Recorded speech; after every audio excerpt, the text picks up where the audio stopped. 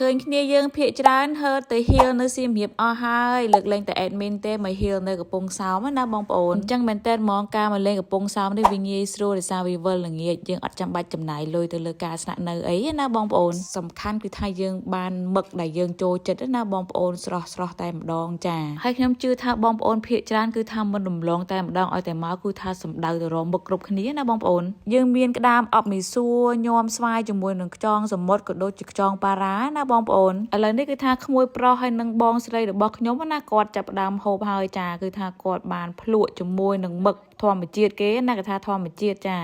ហើយនឹងមីសួរអប់ក្តាមគាត់ថាឆ្ងាញ់ចាហើយខ្ញុំមិនបង្អង់យូរក៏ចាប់ផ្ដើមភ្លក់នៅញោមស្វាយជាមួយនឹងខ្យងសមុទ្រគេណាចាហើយបន្ទាប់មកក៏យើងភ្លក់ក្តាមអប់មីសួរនេះឯងចាក្តាមគេស្រស់ណាបងប្អូនឆ្ងាញ់របស់គេចាអមជាមួយនឹងខ្យងប៉ារ៉ានេះហិលល្មមឆ្ងាញ់ហ្មងបងប្អូនចាហើយកន្លែងគាត់ហ្នឹងគឺថាឈ្មោះអង្គរប៊ិចនៅឆ្នេរអូជាទៀលណាហើយរឿងមួយទៀតដែលខ្ញុំចង់ចែកម្លែកបងប្អូនណាគឺថាហូបការ៉េមកៃនៅមាត់សមុទ្រនិយាយទៅអែមដែរបងប្អូនចាខ្ញុំអត់សូវធ្វើទេមិនអត់សូវធ្វើគឺអត់សូវចូលចិត្តហូបទេប៉ុន្តែដោយសារតែអាកាសធាតុក្តៅអែមបូកេដែរបងប្អូនចាហូបការ៉េបដា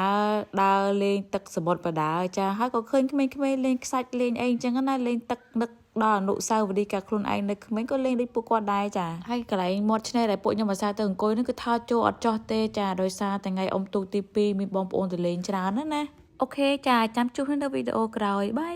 យ